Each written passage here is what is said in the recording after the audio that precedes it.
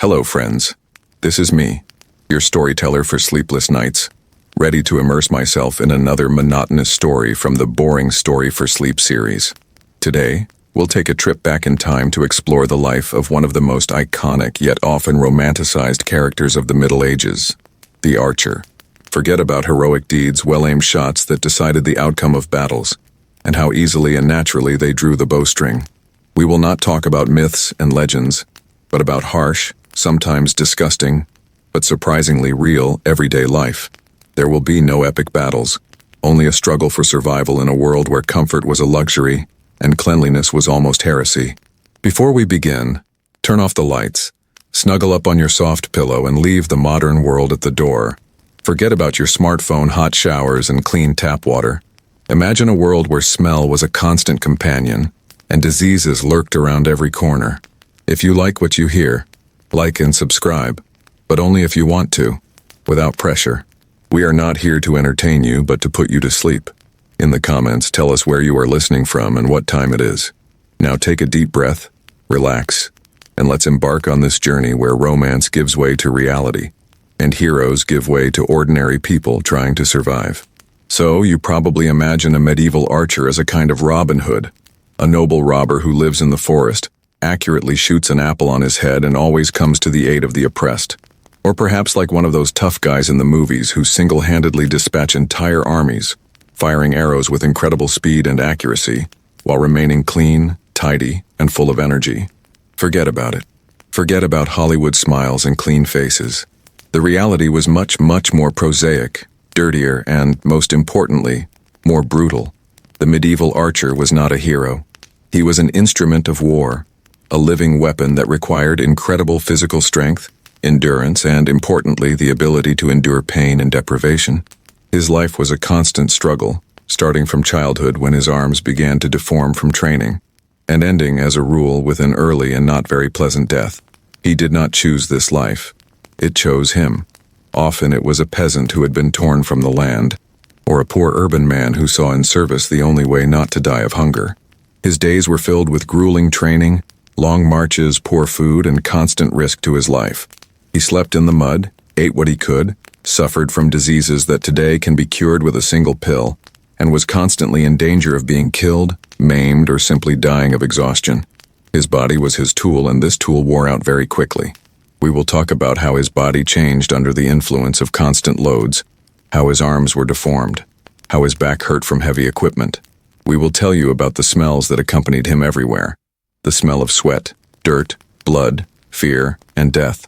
We will immerse ourselves in his diet, which consisted mainly of porridge and stale bread, and how he survived in conditions of unsanitary conditions, which today would seem unthinkable to us. Do you think your job is hard? That your schedule is hectic? That you lack sleep? Think of the medieval archer who woke up before dawn to train, marched tens of miles with a heavy bow and quiver, slept on the bare ground in the rain, ate what we wouldn't give even to a dog today, and risked his life every day for a lord who may not even know his name. It is this unromanticized, harsh reality that makes his story so instructive. It shows us how far we have come in our comfort and safety. It makes us appreciate the benefits that we take for granted today.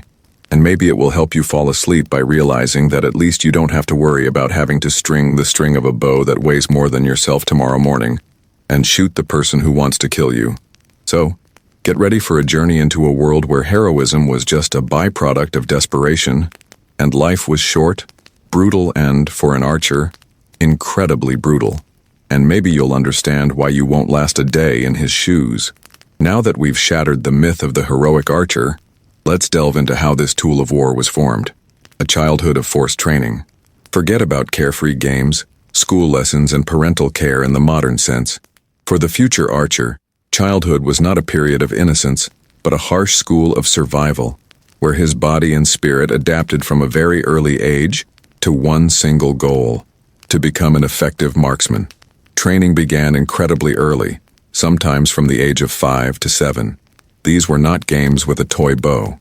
It was a systematic, grueling training that was often carried out under the strict supervision of a father, an older brother, or an experienced archer. In England, for example, there were laws requiring men to practice regularly with bows. and this applied to everyone from peasants to nobles. Kings such as Edward III and Henry VIII issued edicts requiring every man to carry a bow and arrow and practice shooting on Sundays and holidays. It was not a hobby, but a civic duty and a vital necessity for the defense of the kingdom. At first, children used small, light bows, but as they grew older and gained strength, the bows became heavier and more powerful. The goal was that by adolescence, a young man would be able to draw a combat bow that could pull up to 120 pounds, 36 to 54 kilogram, and sometimes more. Imagine that your child, having barely learned to read, already has to lift and pull a weight every day, which for an adult today will seem unbearable. This is not just muscle training, it is the restructuring of the entire skeleton. The constant, monotonous movement of the string tension led to irreversible changes in the body. Shoulder joints, shoulder blades, chest. All this was deformed under the influence of colossal loads. The bones thickened. The muscles developed asymmetrically. The skeletons of medieval archers often have pronounced hypertrophy of the bones and muscles of one side of the body, especially in the shoulder and forearm. It wasn't just a pumped-up body, it was a body disfigured for efficiency. Training was held in any weather. Rain, snow, wind. Nothing was an excuse for missing classes. An archer had to be able to shoot in any conditions because battle does not choose a sunny day. He learned to aim not only at stationary targets, but also at moving targets, imitating enemies. He learned to shoot quickly, accurately, and a lot. Thousands of shots a day were the norm. Imagine this monotony, this muscle pain, this fatigue that has accumulated day after day, year after year. In addition to physical training, the future archer learned how to make and maintain his equipment. He had to know how to make arrows, how to repair a bowstring, how to take care of a bow. These were not just skills. It was an art on which his life and the lives of his comrades depended. He learned to be self-sufficient, because in the field he had to rely only on himself. The childhood of an archer was deprived of many of the joys that we today consider an integral part of growing up. Games were part of training, not just entertainment. Education, if there was one at all, was reduced to the basic reading and writing skills necessary for service. The main university was the shooting range, and the main teacher was pain and fatigue. This early and cruel training shaped not only the body but also the character. The archer became hardy, patient, disciplined, and most importantly, fatalist. He knew that his life would be hard, short, and full of dangers. He took it for granted because he knew no other way. So the next time you complain about your kid having to do math homework or that he doesn't like playing sports, think of the medieval archer whose childhood was devoted to the sole purpose of becoming a killing machine. And maybe you'll feel a little more grateful for the choice your kids have today. Now that we've delved into the harsh childhood of an archer, let's move on to what kept him going in this grueling life. His diet. Forget about a balanced diet, vitamins, proteins, and carbohydrates, which are so much talked about today. The diet of the medieval soldier, and the archer in particular, was meager, monotonous, and barely sufficient to sustain life, let alone maintain combat effectiveness. The basis of the diet was cereals, bread, porridge, pottage, made from oats, barley, or rye, were the main sources of calories.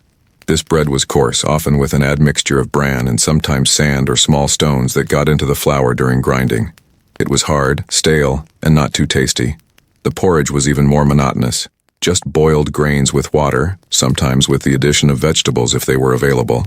Imagine eating the same thing day after day, week after week, without any variety or flavor. Meat was a luxury, not an everyday meal. If there was meat, it was most likely corned beef or jerky, which was tough, salty, and not too nutritious.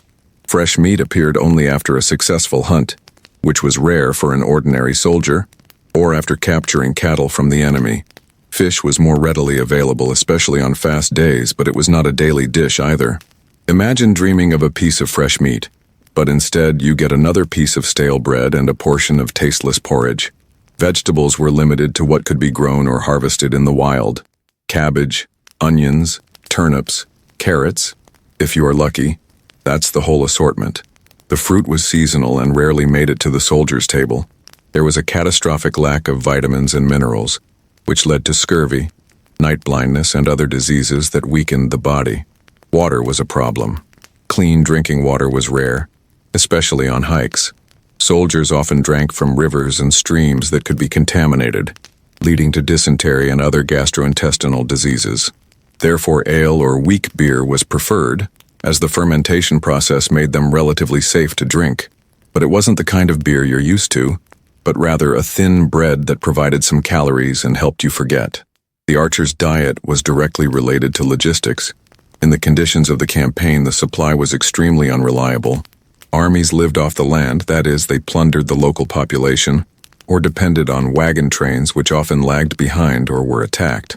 Hunger was a constant companion of the soldier, and many died not from enemy arrows, but from exhaustion. Imagine that you, after a grueling march or a hard workout, get your meager portion of food. You eat it quickly because you don't know when the next meal will be. You're not enjoying the taste, you're just absorbing calories to survive. Your body is constantly in a state of deficiency, which takes a toll on your endurance, strength, and ability to recover. This diet not only did not give strength but also made the archer vulnerable to disease. The weakened body could not resist the infections that flourished in the unsanitary conditions of the military camps. Lack of vitamins and minerals led to chronic fatigue, apathy, and a decrease in concentration, which was deadly on the battlefield. So the next time you're complaining about not liking the food in the cafeteria or not being able to find your favorite protein bar, think of the medieval archer who ate the same thing day after day just to survive. And maybe you'll feel a little more grateful for the variety and affordability of the food you have today. Now that we have immersed ourselves in the meager diet of an archer, let's move on to another, no less disgusting but inevitable side of his life: battlefield hygiene. Forget about hot showers, clean clothes, and antiseptics.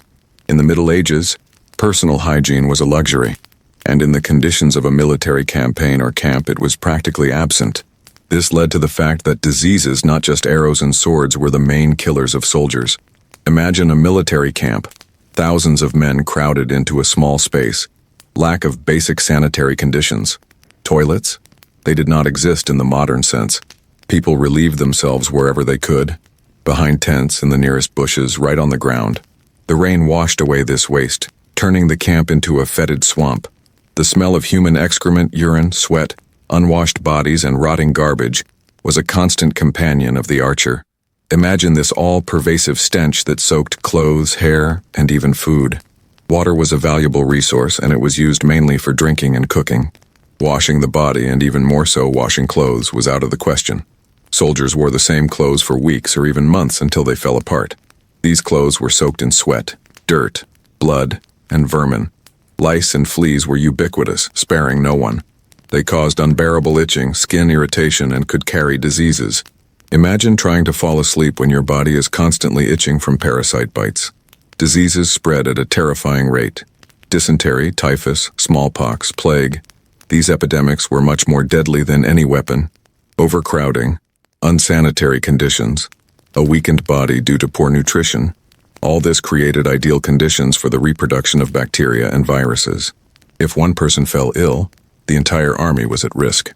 Imagine how you see how your comrades one after another fall from an unknown disease, and you are powerless to do anything. Wounds received in battle were another reason for the spread of infections. The lack of antiseptics meant that even the slightest scratch could lead to blood poisoning, gangrene, and death. Surgeons, if there were any at all, worked with dirty instruments without understanding the principles of sterility.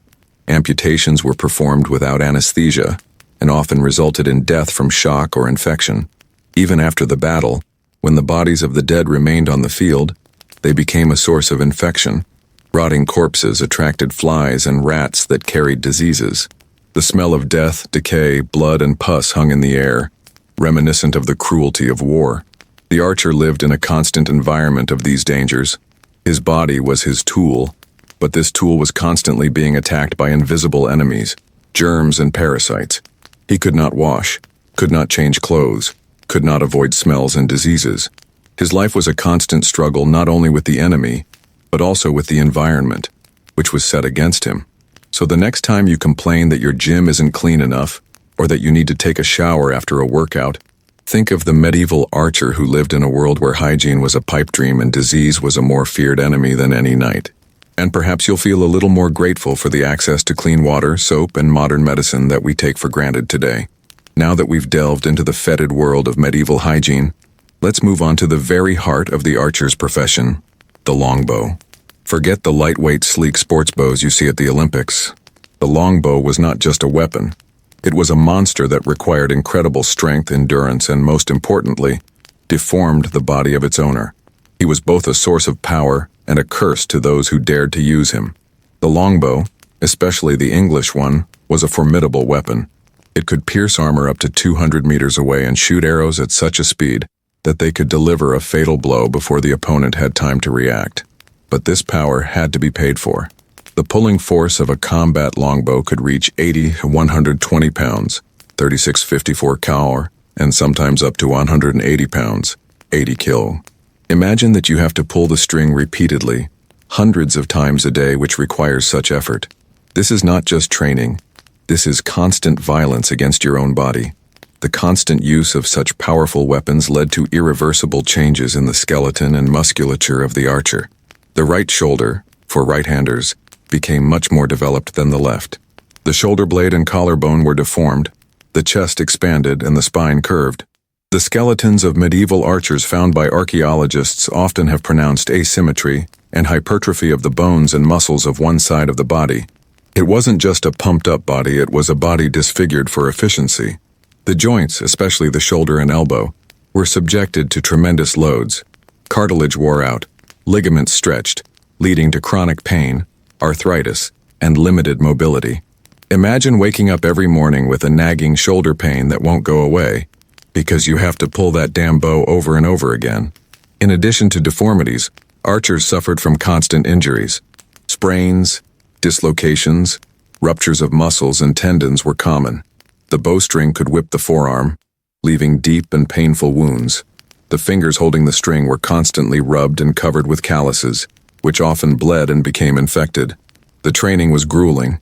An archer had to not only be able to draw a bow but also do it quickly and repeatedly. In battle, he had to shoot up to 10 to 12 arrows per minute, maintaining this pace for a long time. This required incredible endurance and muscle memory. Imagine standing on a battlefield surrounded by screams and chaos, and you have to perform the same movement non-stop until your muscles start to burn and your lungs burst with tension. Even when the archer was not in battle, his body did not rest. He constantly trained, keeping in shape. His life was subordinated to the bow, and his body was his working tool, which was constantly subjected to wear and tear. So, the next time you admire the accuracy of a medieval archer in a movie, remember the price he paid for this accuracy. Think of the deformed bones, aching joints, and constant pain that was his faithful companion. And maybe you'll feel a little more grateful that you don't have to turn your body into a weapon to survive. Now that we've realized how the longbow deformed the archer's body, let's focus on one of the most obvious and painful parts of the process: the hands. Forget about delicate, well-groomed hands that can type on a keyboard or flip through the pages of a smartphone. The hands of a medieval archer were not just working tools. They were disfigured, covered with calluses, scars, and often deformed beyond recognition.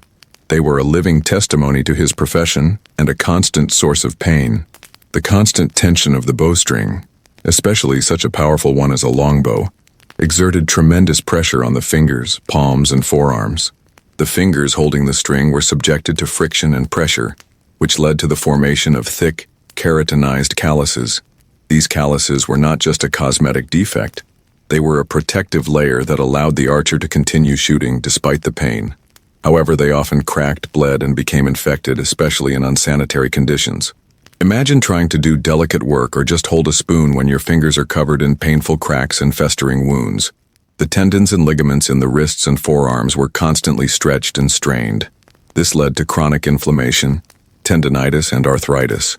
The movements became painful and the grip was weaker.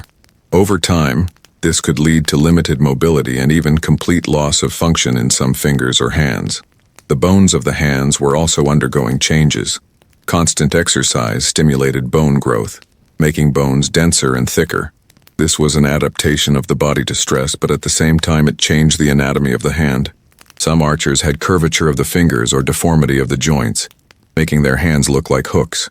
In addition to chronic injuries, archers often received sharp injuries.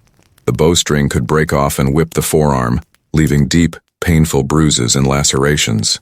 Arrows could accidentally injure your fingers or palm during loading, or if handled carelessly. These wounds, in the absence of antiseptics and qualified medical care, often became infected, which led to suppurations, abscesses, and even amputations. Even when the archer was not shooting, his hands did not rest.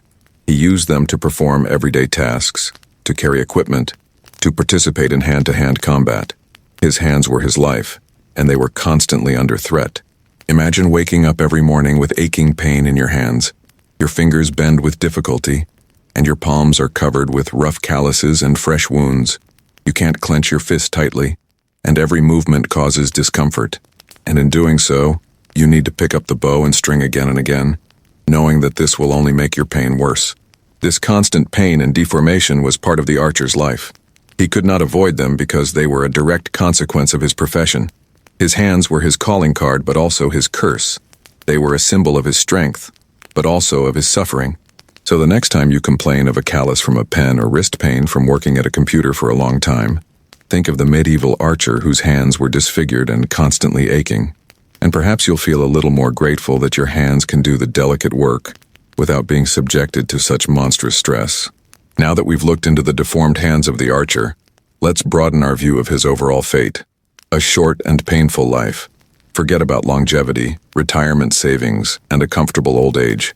For a medieval archer, life was short, full of suffering and deprivation, and death often came early and not always on the battlefield.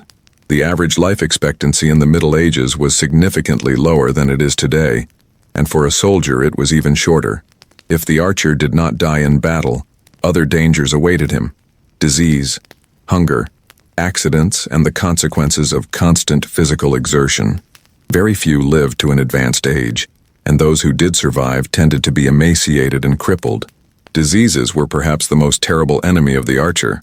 In conditions of unsanitary conditions, overcrowding, poor nutrition, and lack of medical care, infections spread at lightning speed.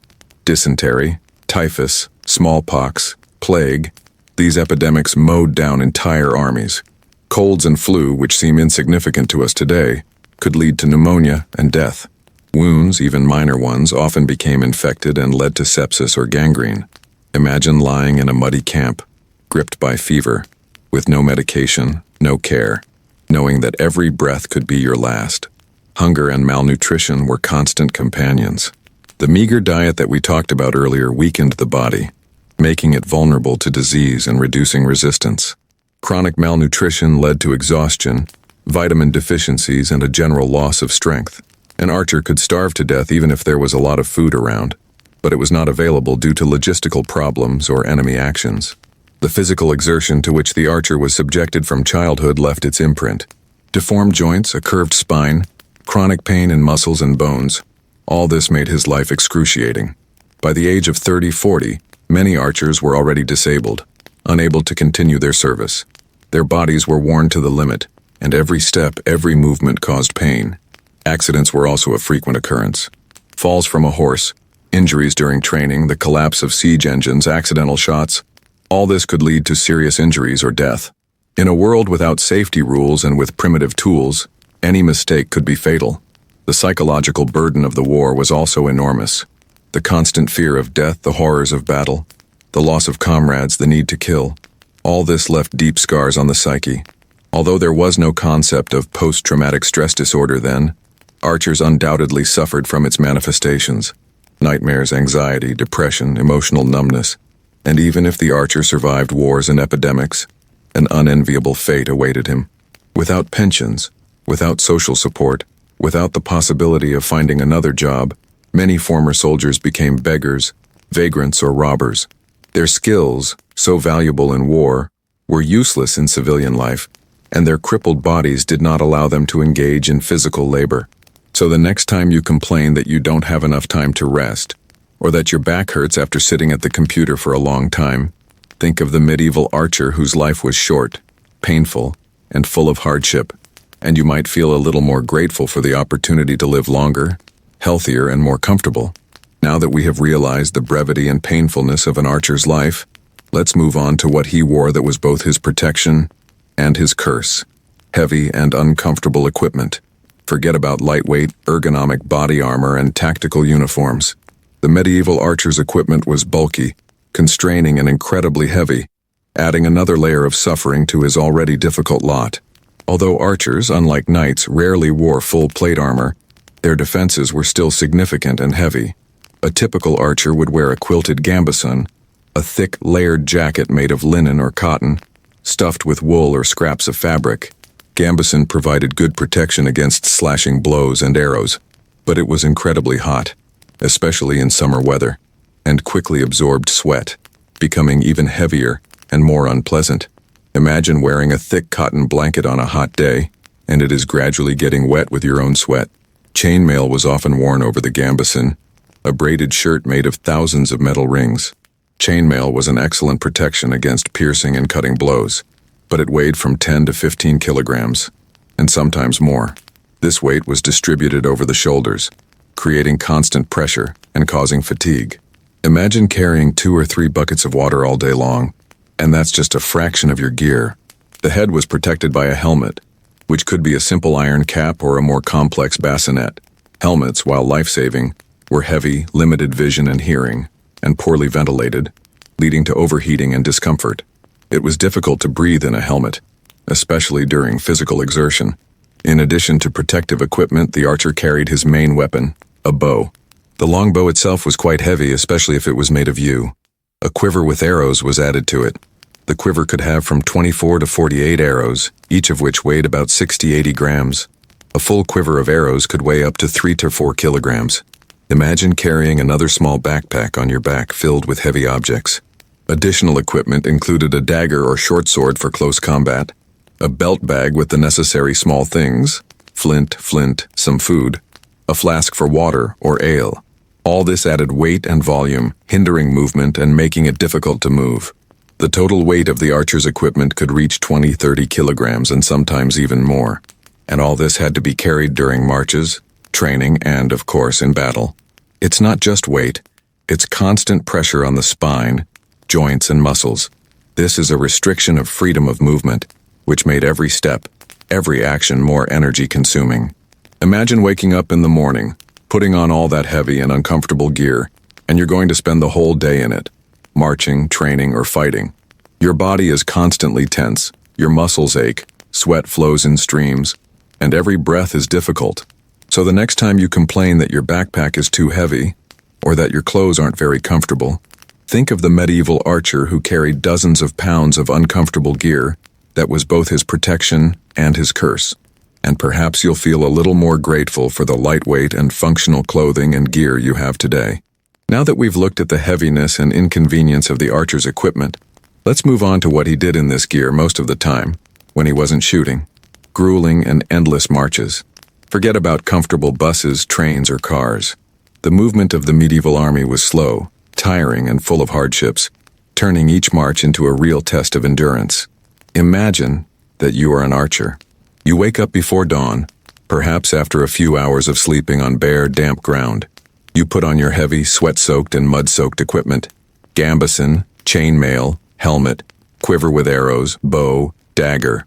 All this weighs tens of kilograms, and so, on command, you start moving. The marches were long. A medieval army could march between 15 and 30 kilometers per day, but this depended on the terrain, weather, and the availability of roads. And the roads, as we have already mentioned, were far from perfect. These were, in fact, muddy paths that turned into an impassable mess after the rain.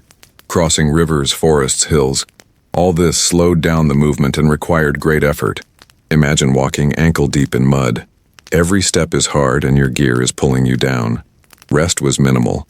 Short halts for food and water, and then again on the road.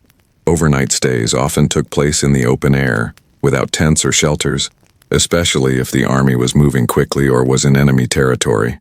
Sleep was intermittent, shallow, and did not bring full recovery.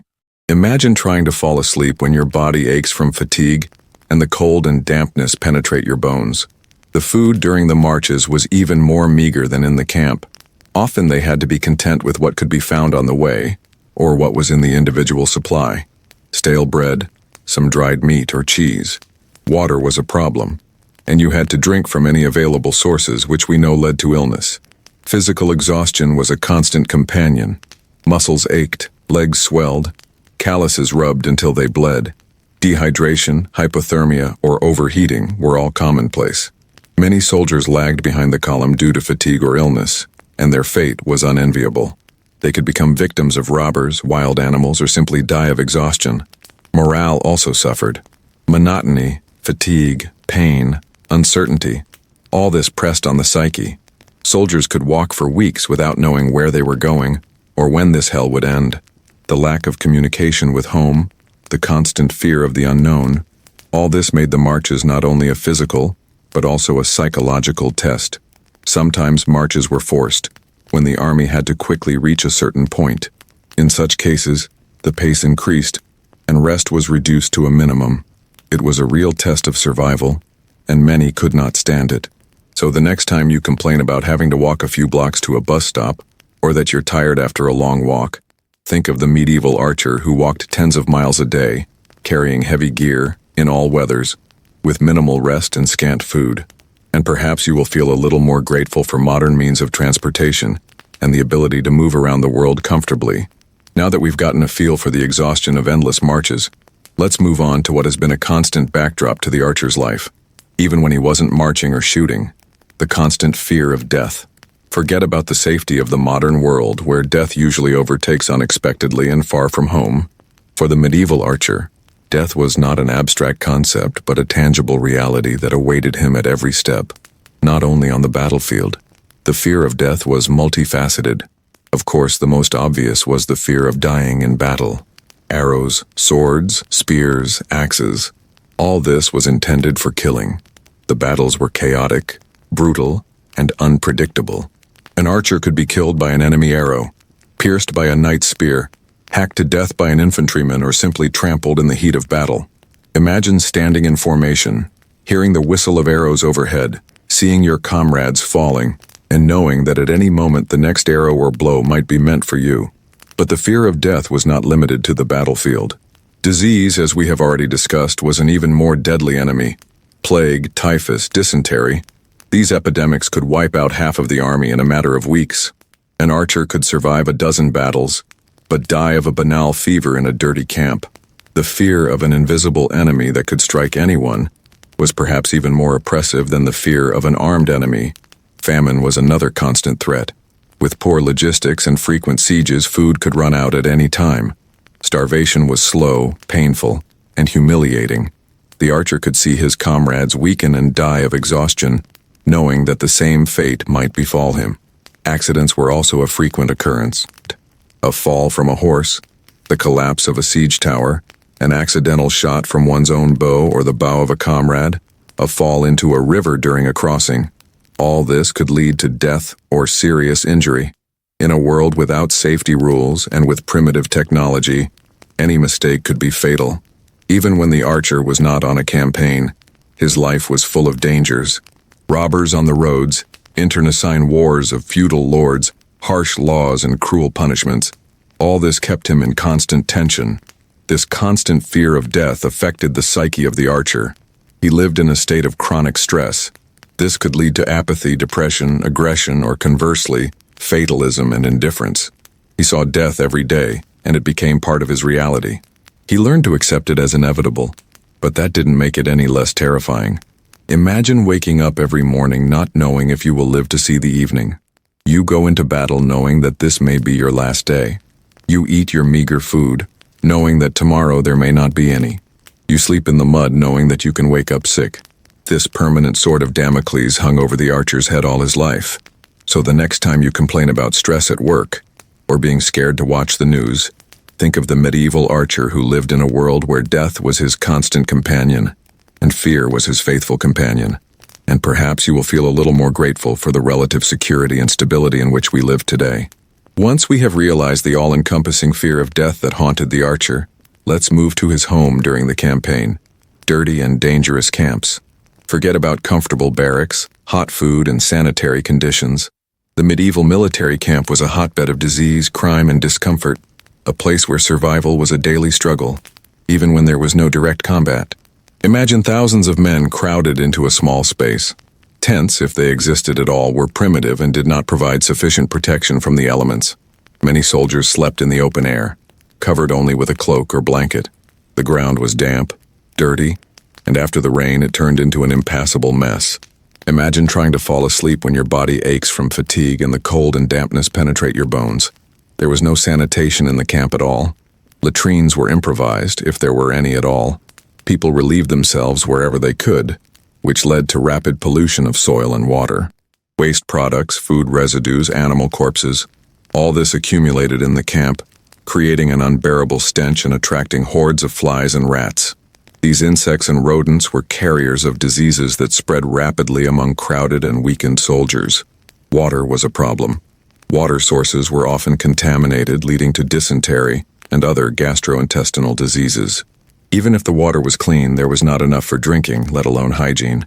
Diseases, as we have repeatedly mentioned, were the main scourge of the camps. Typhus, dysentery, smallpox, plague. These epidemics mowed down soldiers faster than enemy arrows. A weakened body, poor hygiene and overcrowding created ideal conditions for the spread of infections. An archer could wake up in the morning to find that his tent mate had died during the night from an unknown disease. In addition to disease, the camps were dangerous because of crime. Stealing was common. Soldiers deprived of everything could steal food, equipment, or even clothing from their comrades. Violence, fights, robberies, all this was part of everyday life in the camp. Discipline, although strict, could not always control thousands of desperate and embittered men. Fires were another constant threat. Open fires for cooking and heating, crowded tents, dry grass. All this created ideal conditions for the rapid spread of fire.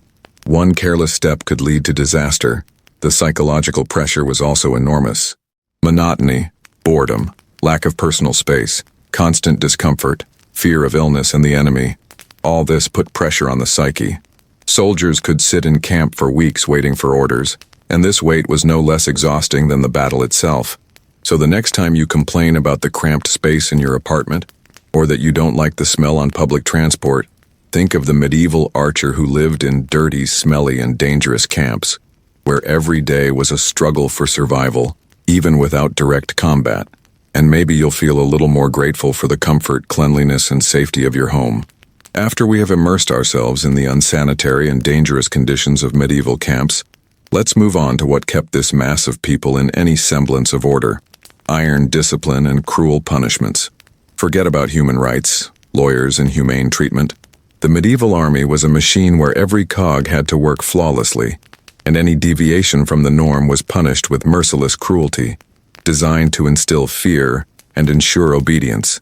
Discipline in a medieval army was vital. Without it, huge masses of illiterate, often desperate people would turn into an uncontrollable crowd. Therefore, commanders, from lords to captains, used fear as the main tool of control. The rules were simple, but breaking them entailed immediate and often public punishment intended to serve as a lesson for everyone else. The most common offenses included desertion, looting, disobeying orders, fighting, gambling, and drinking. The punishments for them were varied and terrifying. Desertion, for example, was punishable by death. If an archer was caught trying to escape, he could be hanged, beheaded, or quartered right in front of the line to discourage others. Imagine standing and watching your comrade being executed for just wanting to go home. Looting, that is, the robbery of the civilian population, was also often punishable by death, especially if it took place on one's own territory or spoiled the reputation of the army. However, looting was often encouraged in enemy territory, which created double standards and confusion. Disobedience to orders or rebellion could result in public flogging, branding, or even amputation of limbs. An archer could be tied to a stake and whipped until he lost consciousness or until his back turned into a bloody mess. Imagine this pain, this shame, this helplessness. Minor offenses, such as fighting or gambling, could be punished by deprivation of rations, additional labor, or running through the ranks. The latter was especially cruel. The archer was forced to flee between two rows of soldiers, who beat him with sticks or fists. It was not only physical, but also psychological humiliation. Sometimes the punishments were more sophisticated. For example, an archer could be tied to a wooden horse where he had to sit with weights on his legs until he lost consciousness. Or he could be forced to stand on one leg for hours leading to unbearable pain and convulsions. All these punishments were public. They were held in front of the entire army so that every soldier could see what would happen if he dared to break the rules. This created an atmosphere of constant fear and submission. The archer lived in a world where his life depended not only on enemy arrows, but also on the whim of the commander. This iron discipline, reinforced by cruel punishments, was necessary for the functioning of the medieval army. It turned individual people into a single, albeit not always voluntary mechanism. It suppressed individuality and fostered unquestioning obedience. So the next time you complain about strict rules at work or that you don't like your boss, think of the medieval archer who lived under the constant threat of harsh punishment for the slightest misdemeanor. And perhaps you will feel a little more grateful for the rights and freedoms that you have today. Now that we've delved into the world of iron discipline and brutal punishment, let's look at the two contrasting states that defined the archer's life: the boredom of anticipation and the tension of battle. Forget about the predictability of today's work schedule. The archer's life was a series of long, monotonous periods of inactivity, punctuated by moments of absolute terror and chaos that required instant reaction and maximum concentration. The archer spent most of his time waiting for orders, waiting for the start of the campaign, waiting for the enemy, waiting for the end of the march, waiting for food. These periods could last days, weeks, or even months. In a camp or garrison, life was monotonous. Training, routine duties, cleaning equipment, patrols, all this was repeated day after day. Imagine this boredom, this monotony, when every day is like the previous one, and there is no entertainment except primitive games, drunkenness, or fights. This boredom was not just unpleasant, it was debilitating. It led to apathy, a decrease in vigilance and moral decay. Soldiers could lose motivation, become irritable and prone to conflict. The lack of intellectual stimulation and physical variety made these periods of waiting a real test of endurance. But then suddenly everything changed. An order came, the enemy appeared, and the battle began. And boredom was instantly replaced by incredible tension. My heart began to pound. Adrenaline was off the charts. All my senses were sharpened to the limit. The archer had to instantly switch from a state of relaxed monotony to a state of maximum combat readiness. The tension of the battle was all-encompassing. The noise was deafening. The shouts of commanders, the clang of weapons, the whistle of arrows, the groans of the wounded, the tramp of horses. The smell was unbearable. Sweat, blood, fear, smoke. The sight was terrifying. Bodies were falling. Blood was flowing like a river. Chaos reigned everywhere. The archer had to keep his cool despite this hell. His task was simple, but it required incredible concentration. Shoot, and shoot again. Fast, accurate, non-stop. He had to select targets, draw his bow, shoot an arrow, reload, and all this in complete chaos and at the risk of his own life. He could not afford to be distracted for a second because any mistake could cost him his life or the lives of his comrades. After the battle, there was devastation. The physical exhaustion was enormous, but the psychological exhaustion was even greater. Emotional elation was replaced by deep apathy or, conversely, nervous excitement. The archer could have nightmares, suffer from insomnia, or simply sit in a daze trying to make sense of the experience. And then, after a short period of recovery, the cycle began again. Long periods of boredom punctuated by moments of terror. This series of boredom and tension was an integral part of the archer's life. It shaped his psyche, making him both patient and ready for an instant reaction. She taught him to appreciate rare moments of peace, but also to be always on the alert. So the next time you're complaining about a boring meeting or the stress of a major project, think of the medieval archer whose life was a series of endless boredom and sudden, overwhelming terror. And perhaps you will feel a little more grateful for the relative stability and predictability of your life. Now that we've felt the contrast between the boredom of anticipation and the tension of battle, let's move on to another, equally deadly enemy of the archer: epidemic diseases in the army. Forget about vaccines, antibiotics, and quarantine. In the Middle Ages, illness wasn't just a nuisance. They were a real scourge, capable of destroying entire armies faster and more effectively than any enemy. Military camps were an ideal environment for the spread of infections. Thousands of people, crowded into a small space, lived in conditions of extreme unsanitary conditions. Lack of clean water, Lack of food, constant stress, and physical exhaustion weakened the soldiers' immune systems, making them easy prey for any virus or bacteria. Dysentery, or bloody diarrhea, was perhaps the most common and deadly disease in the army. It was caused by bacteria that were transmitted through contaminated water and food. In conditions when people relieved themselves wherever they could, and water was taken from contaminated sources, dysentery spread like wildfire. The soldiers suffered from severe diarrhea, dehydration, fever, and cramps. Many died of exhaustion and dehydration. Imagine lying in a tent, exhausted with a constant urge to go to the toilet, and seeing your comrades die one by one from this terrible disease. Typhus, transmitted by lice and fleas, was also a frequent guest in the camps. Fever, headache, rash, delirium, all these were symptoms of typhus. Lice, as we already know, were ubiquitous, and their bites were not just unpleasant, but also deadly.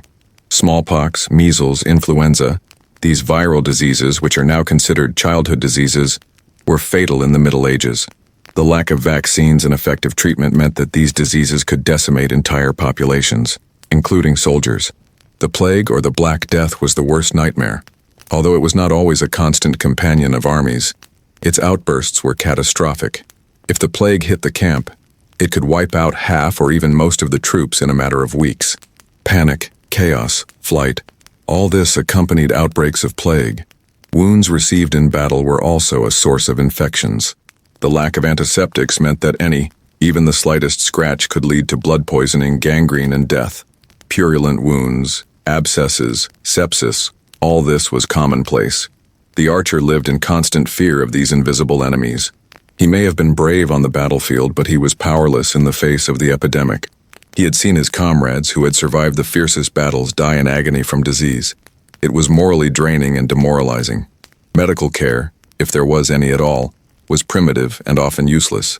Doctors and barber surgeons did not understand the causes of diseases and did not have effective means of treatment. Their methods were often painful and ineffective, and sometimes harmful. So the next time you complain about catching a cold or getting vaccinated, think of the medieval archer who lived in a world where disease was a more terrible enemy than any knight. And perhaps you will feel a little more grateful for the advances in modern medicine that have spared us from many of these horrors. Now that we have realized how deadly epidemics were for the archer, let's move on to another harsh reality of his existence: the poverty of the ordinary soldier. Forget about a stable salary, social guarantees, and career prospects. For most medieval archers, service was not a path to wealth but a means of survival that offered only meager remuneration and virtually no financial prospects.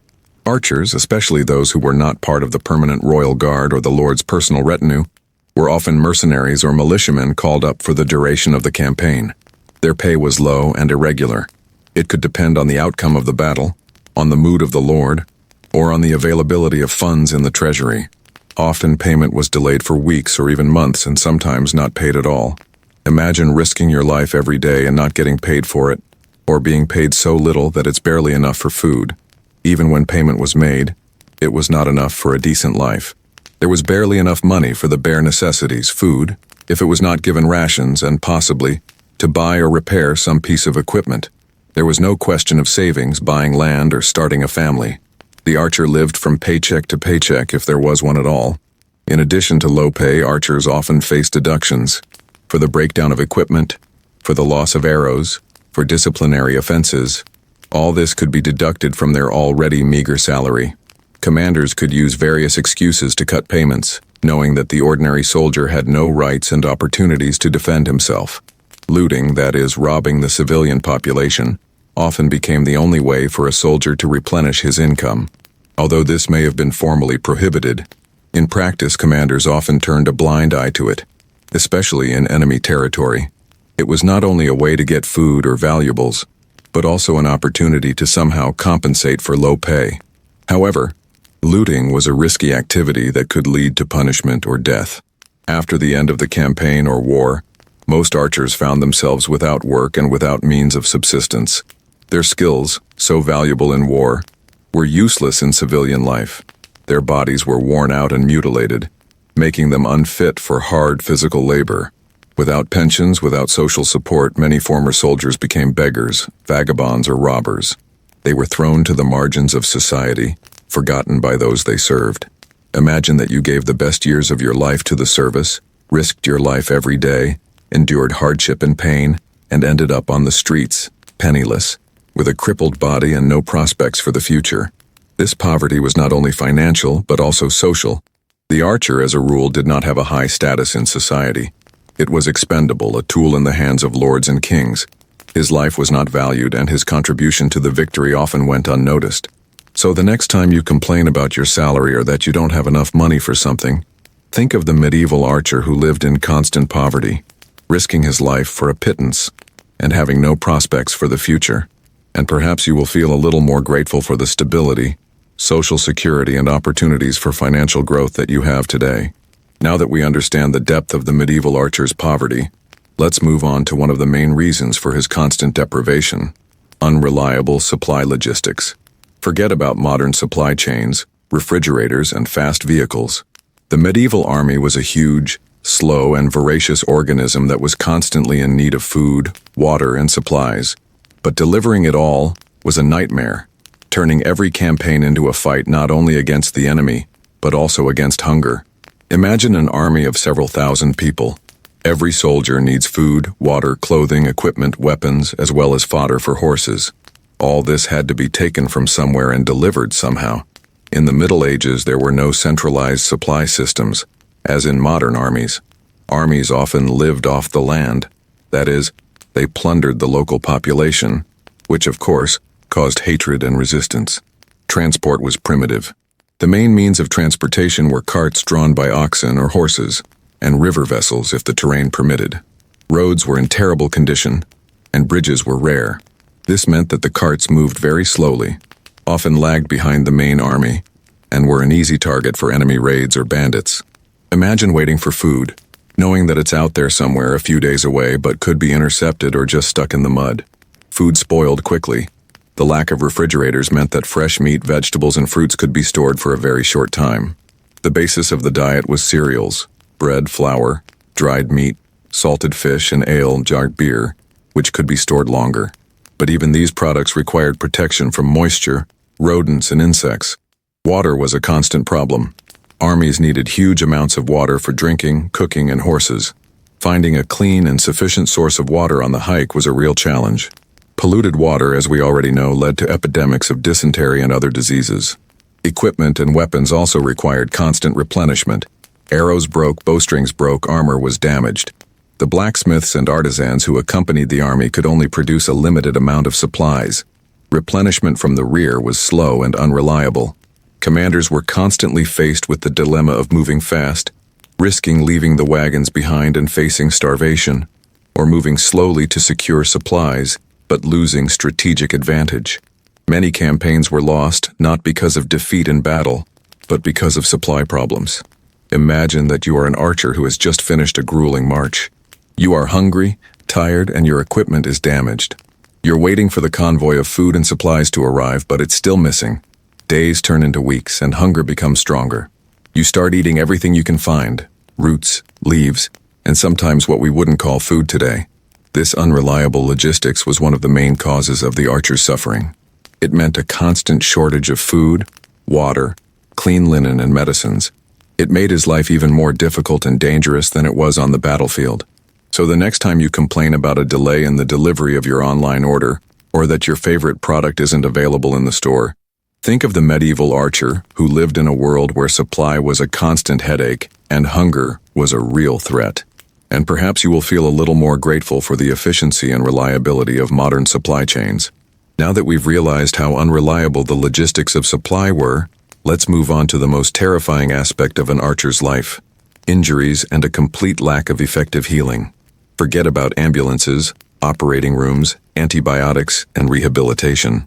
In the Middle Ages, any serious wound was almost a death sentence, and even a minor scratch could lead to a painful death from infection. Imagine a battlefield. Arrows, swords, spears, axes, all this was designed to inflict maximum damage. The wounds were horrific: lacerations from swords, penetrating wounds from arrows and spears, broken bones from blows with blunt weapons. Blood flowed like a river, and the pain was unbearable. When an archer was wounded, his fate depended on several factors: the severity of the wound, luck, and possibly the presence of a barber surgeon nearby. But even if such a specialist was found, his capabilities were extremely limited. Medical knowledge in the Middle Ages was primitive. Doctors did not understand the causes of infections, did not know about anatomy in the modern sense, and did not have effective means to combat pain or disease. Their methods were often based on superstitions, folk beliefs, or outdated theories. The lack of antiseptics was the main problem. Any wound, even the smallest one, was immediately contaminated with bacteria from the environment. Dirty clothes, surgeons' hands, or instruments.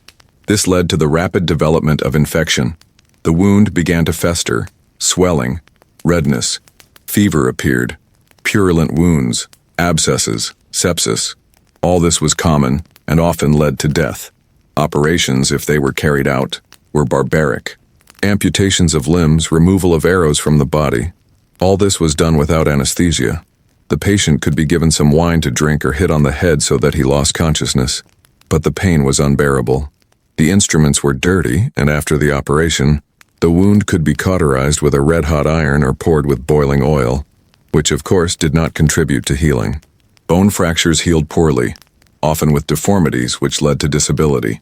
Penetrating wounds to the abdomen or chest were almost always fatal, as they led to internal bleeding and infection of the organs. Even if the archer survived the wound, he was waiting for a long and painful rehabilitation, which often took place in unsanitary conditions and without proper care. Many remained disabled, unable to continue to serve or engage in physical labor. Imagine that you were wounded in battle.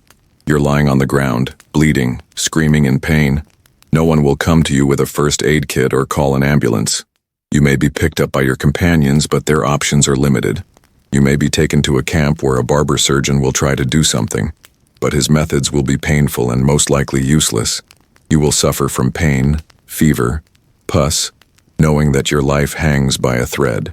So the next time you complain about a small scratch or that you have to wait in line at the emergency room, remember the medieval archer, for whom any wound was almost a death sentence, and pain and suffering were his constant companions. And perhaps you'll feel a little more grateful for the advances in modern medicine that allow us to survive and recover from injuries that would have been fatal in the Middle Ages. Once we have realized the terrifying reality of injury and lack of treatment, let's move on to what the archer wore every day, which was both his protection and his curse. Simple and worn-out clothes. Forget about the clean, comfortable, and functional clothes we wear today. The medieval archer's clothing was crude, unhygienic, and constantly in a state of wear, adding another layer of discomfort to his already hard life. The basis of the archer's wardrobe was simple tunics, trousers, or chausses, and possibly a cloak. These garments were made from coarse natural fabrics such as wool or linen. Cotton was a rarity, and silk was an unheard-of luxury. The coat, although warm, often pricked and irritated the skin. Linen was more pleasant to the body, but quickly crumpled and got dirty. The colors of clothing were dull, often natural shades of undyed wool or linen. Bright dyes were expensive and intended for the nobility. Clothing was functional, designed to protect against the elements and to perform physical work. The biggest problem was washing. Water was a valuable resource, and soap was a luxury. Clothes were washed very rarely, if at all. It was soaked in sweat, dirt, blood, the smells of the fire, and, of course, parasites. Lice and fleas were constant companions of the archer, living in the folds of his clothes and feeding on his blood. Imagine wearing the same clothes for weeks or even months without being able to wash them, and they gradually turn into a hotbed of dirt and insects. Clothes wore out quickly. Constant marches, training, battles, as well as lack of proper care led to the fact that the fabric was torn, frayed, and became unusable. Patches were common, and archer clothing was often a patchwork quilt made of different pieces of cloth. New clothes were rare, and you had to wear what you had until it fell apart completely. Shoes were another problem. It was coarse, often made of leather without distinction on the right and left legs. It did not provide proper support for the foot, and poorly protected against moisture and cold. Calluses, rubbing, frostbite, all this was a common thing for the archer's feet. In addition to the main clothing, the archer wore gambeson and possibly chainmail, which we have already talked about. These protection elements were heavy, hot, and uncomfortable, adding another layer of discomfort to his daily life. Imagine waking up in the morning, putting on the same dirty, sweaty, smelling of smoke and sweat clothes that you wore yesterday, the day before yesterday and a week ago. It itches, rubs, and lice and fleas constantly remind of their presence.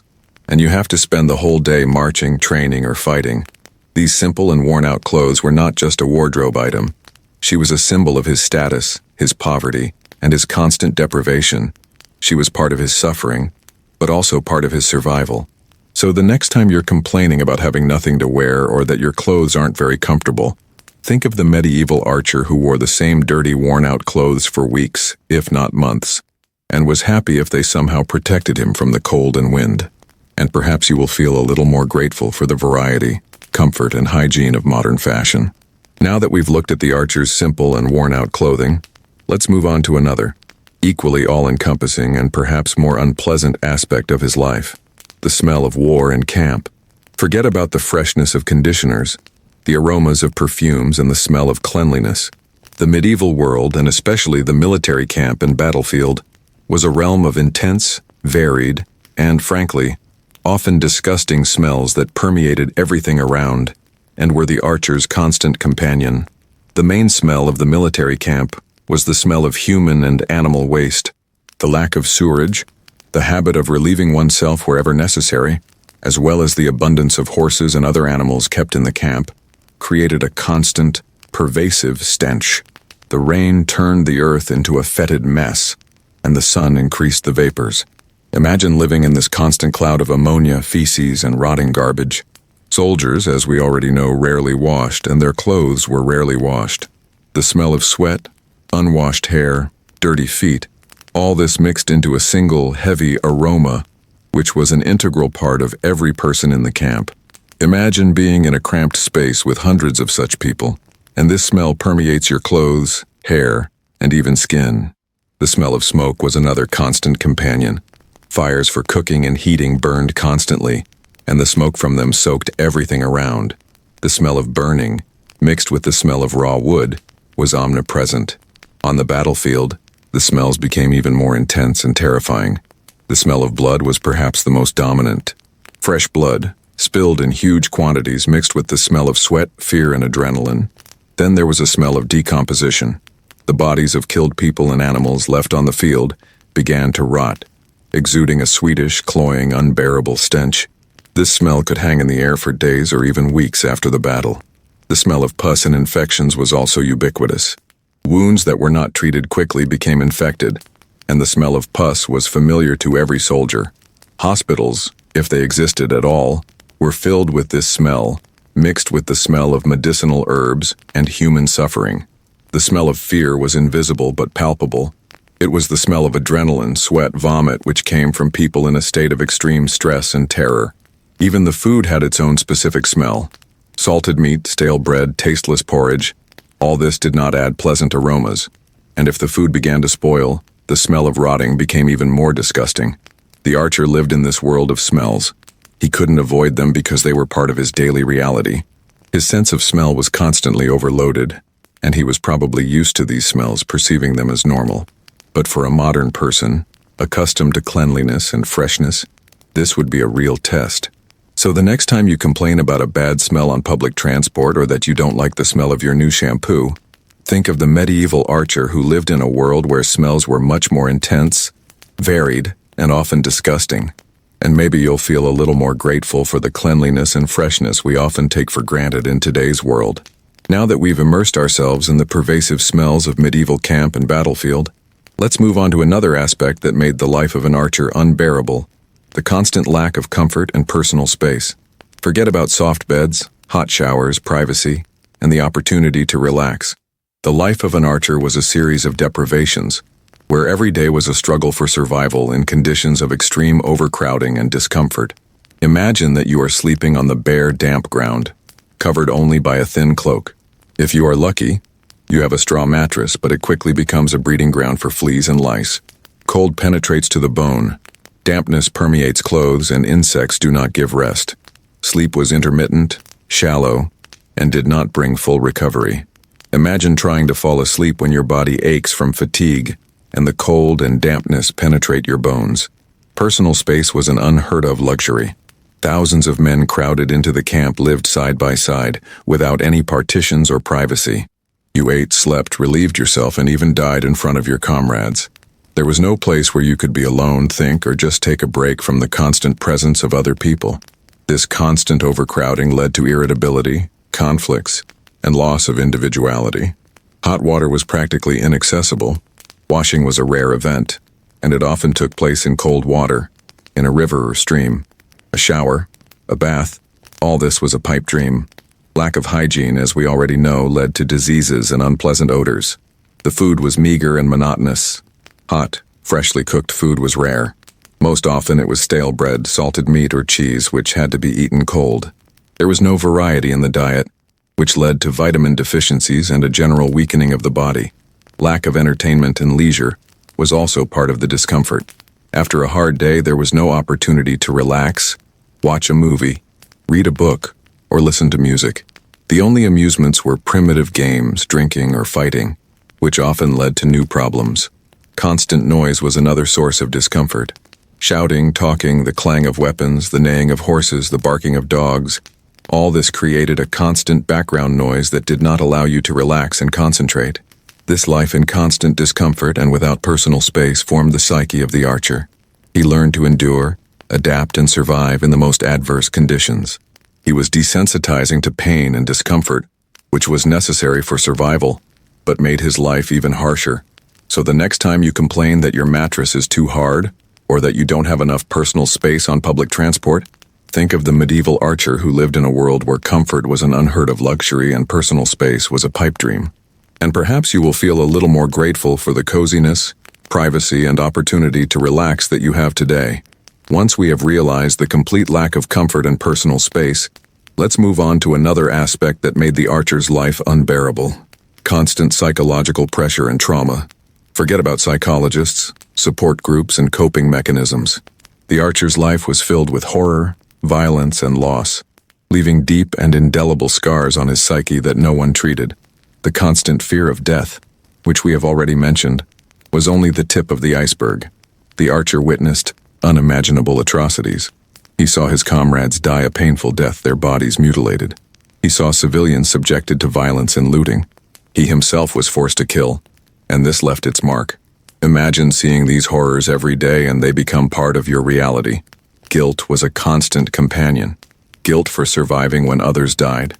Guilt for having to kill. Guilt for having to do things that were contrary to his moral principles. These feelings could gnaw at him from the inside, giving him no rest. The loss of comrades was commonplace. The archer formed strong bonds with his fellow soldiers, as they were the only ones he could rely on in this cruel world. But these ties were constantly broken. Every day he could lose a friend, a brother in arms, and he had to go on with his life without being able to mourn the loss or receive support. Grief accumulated, turning into chronic pain. Constant tension and vigilance also drained the psyche. The archer could not relax for a minute. He always had to be ready for an attack, for the unexpected, for danger. This led to chronic stress, insomnia, anxiety, and paranoia. He could shudder at any rustle, see enemies where there were none, and constantly be in a state of fight or flight. Lack of control over one's own life was another source of stress. The archer was a pawn in the hands of lords and kings. His life, his fate, his future, all this depended on the decisions of other people. He couldn't choose where to go, what to do, who to fight. This feeling of helplessness could be extremely demoralizing. Social isolation also played a role. The archer was torn away from his family, from his home, from his usual way of life. He lived in a world where violence was the norm and human life was not valued. When he returned home, he might find that he could not adjust to a peaceful life, that his experience had made him a stranger among his own people.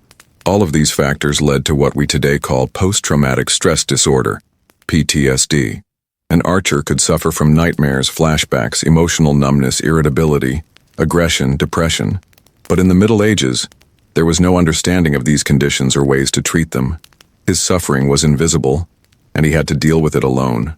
So the next time you complain about stress at work or that you need to talk to a psychologist, think of the medieval archer who lived in a world where psychological trauma was commonplace, but there was no understanding, no support, and no treatment. and perhaps you will feel a little more grateful for the opportunity to receive the help and support you have today. Now that we understand the depth of the archer's psychological trauma, let's move on to another aspect of his life that was both his salvation and his curse: primitive but vital survival skills. Forget about navigators, supermarkets, and ready-made solutions. The archer lived in a world where every mistake could cost his life, and his ability to survive depended on his ability to read nature, find food, and navigate the wilderness. An archer had to be a master of survival. He knew how to find water in the most unexpected places, even if it meant digging holes in dry riverbeds or collecting dew from leaves. He knew which plants were edible and which were poisonous, and how to distinguish them from each other. He knew how to hunt small game, set traps, and butcher prey. Imagine walking through a forest, and your life depends on whether you can find food and water. Navigating the terrain was a vital skill. Without maps, compasses, and GPS, an archer had to be able to read the stars, the sun, wind direction, and terrain features so as not to get lost. He knew how to use the moss in the trees or the direction of the river to find a way. He knew how to read the tracks of animals and people to understand who had passed here before him. Making a fire was not just a way to keep warm, but also a way to cook food, boil water, to somehow disinfect it, and scare away wild animals. The archer knew how to make fire with flint and flint, even in wet weather, and maintain it for a long time. Shelter was another important aspect of survival. The archer knew how to build primitive shelters from branches, leaves, and mud that could protect him from rain, wind, and cold. He knew how to use natural hiding places, such as caves or dense thickets, to hide from the enemy or the elements. Knowledge of weather conditions was critical. The archer was able to predict rain by clouds, wind by the behavior of animals, the approach of a storm by changes in atmospheric pressure. This allowed him to make decisions about where to camp, when to move, and when to seek cover. First aid, although primitive, was also part of his skills. He knew how to stop bleeding, put splints on broken limbs, extract arrows, and treat wounds with the help of available means: herbs, moss, clean cloth. Of course, this did not always help, but it gave a chance for survival. These survival skills weren't just useful. They were an integral part of his existence. They shaped his character, making him self-sufficient, resourceful, and resistant to difficulties. He lived in constant harmony with nature, understanding its laws and using them for his survival. So the next time you complain that your phone is dead and you can't find your way, or that you have nothing to eat in the fridge, think of the medieval archer whose life depended on his ability to survive in the wild, using only his knowledge and primitive tools. And perhaps you will feel a little more grateful for the amenities and technology that make our lives so easy and safe. Now that we've realized the archer's vital survival skills, let's move on to another aspect of his existence that was far from romantic: the constant threat of captivity and the horrors that followed. Forget about the Geneva Conventions, the humane treatment of prisoners of war, and the possibility of exchange. In the Middle Ages, captivity was almost equivalent to a death sentence, and torture and slavery were commonplace. If an archer was captured, his fate was unenviable. Unlike knights who could be taken prisoner for ransom, although this did not guarantee humane treatment, ordinary soldiers, such as archers, were of little value. They could simply be killed on the spot, so as not to waste resources on their maintenance. Imagine surrendering, knowing that you can simply be stabbed or hanged. If the archer was not killed immediately, he would be a slave. He could be sold on the slave market, forced to work in the fields, in mines, or in construction. He lost his freedom, his personality, and became the property of another person. His life turned into an endless series of hard work, hunger, and beatings. Torture was commonplace. They were used to obtain information, to intimidate, or just for entertainment. An archer could be hung, stretched on the rack, cauterized with a red-hot iron, fingernails pulled out, and bones broken. The goal was to inflict maximum pain without killing immediately. Imagine that unbearable pain when your body is torn apart and you can't do anything. The conditions of detention of the prisoners were appalling. They were kept in dark, damp dungeons, without food, water, or sanitation. Diseases spread rapidly and many died of hunger, thirst, or infections. The prisoners were emaciated, weakened, and often subjected to violence by the guards. Even if the archer managed to survive in captivity, his return home was unlikely. Prisoner exchanges were rare, and they concerned mainly nobles. Ordinary soldiers were forgotten, and their families never learned of their fate. Captivity was not only a physical, but also a psychological test. Loss of freedom, humiliation, constant fear, pain, all this left deep scars on the psyche. Even if the archer miraculously returned home, he was broken, crippled, and could not return to normal life. So the next time you complain about having to fill out a lot of paperwork to get a visa, or that you don't like the food in the prison cafeteria, if you ever find yourself there, think of the medieval archer for whom captivity was a living hell on earth, where torture, slavery, and a painful death awaited him.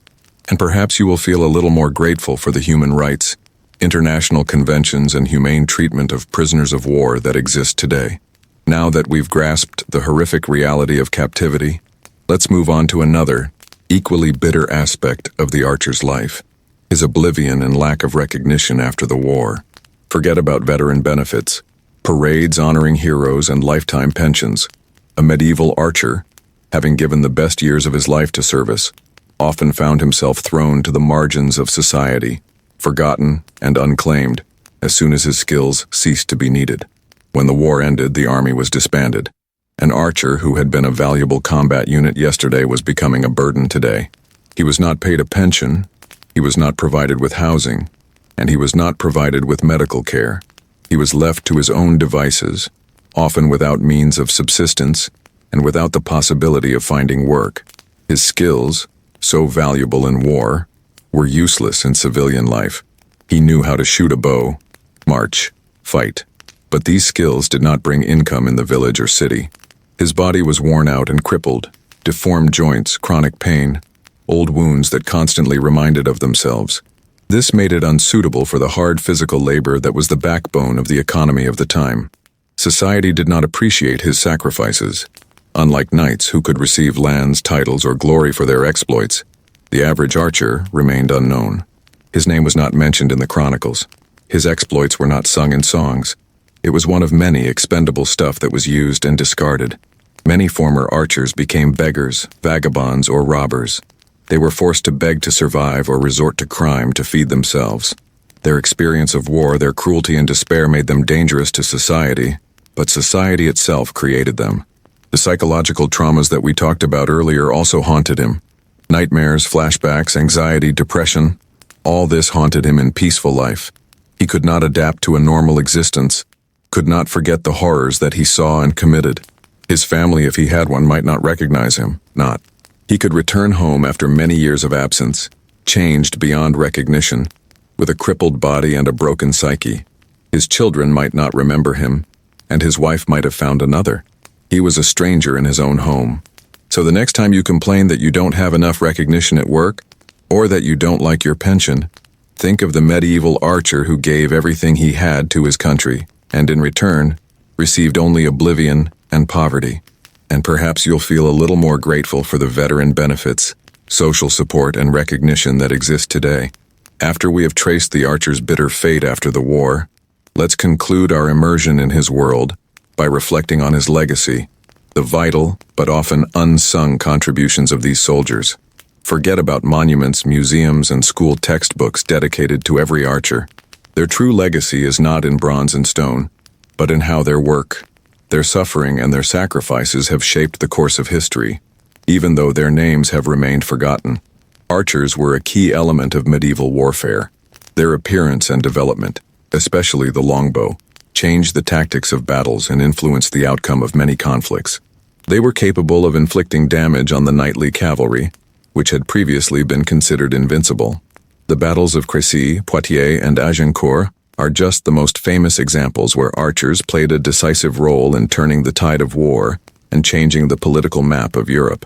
Without their deadly precision and discipline, many historical events might have unfolded very differently. Their contribution was not limited to the battlefield. Archers were part of a vast war machine that required organization, training, and supplies. Their existence stimulated the development of logistics, tactics, and even social structure. They were one of the first examples of professional soldiers who were not feudal vassals, but served for pay, foreshadowing the advent of modern armies. Their life, full of deprivation and suffering, was a reflection of the harsh reality of the Middle Ages. They were living proof that history is not only about kings, knights, and great battles, but also about the daily struggle of ordinary people for survival. Their stories, though not recorded in the annals, are part of humanity's collective memory of the cost of victories and how hard it was to live in those days. Archers, with their resilience and endurance, have shown an incredible human ability to adapt to the harshest conditions. They were masters of their craft, who devoted their lives to perfecting one skill, archery. Their dedication, even if they were forced, deserve respect. Their legacy also lies in the fact that they remind us of the cost of progress. Today, we live in a world where technology and comfort have become the norm. But this comfort has been achieved thanks to countless generations of people who have lived in conditions that seem unthinkable to us. The archer, with his calloused hands, worn-out clothes, and constant fear, is a reminder of how far we've come. So the next time you think of the Middle Ages, think not only of the knights in shining armor, but also of the humble archer whose life was cruel, but whose role was invaluable. His story is one of survival, resilience, and unsung heroism. His legacy is not only victories on the battlefield, but also a reminder that even the most ordinary people can change the course of history. And so, our journey into the world of the medieval archer is coming to an end. We went through his harsh childhood, his grueling training, his dirty camps, his painful wounds, and his constant fear of death. We have seen him live, suffer, and die, often without recognition or fame. Now, as you lie in your warm, clean bed surrounded by comfort and safety, think about how much the world has changed. You have access to clean water, delicious food, warm clothes, medicine that saves lives, and technology that makes your life easy and convenient. You do not sleep on the damp ground. You are not afraid of epidemics. You do not risk your life for a pittance. Let this story, full of dirt, pain, and deprivation, help you sink even deeper into sleep. Let the realization of how hard life was in the past make your present moment even more valuable and peaceful. Close your eyes. Feel the softness of the pillow under your head, the warmth of the blanket. Breathe deeply and evenly. All fears and anxieties remained in the Middle Ages. You're safe, you're warm, you're home.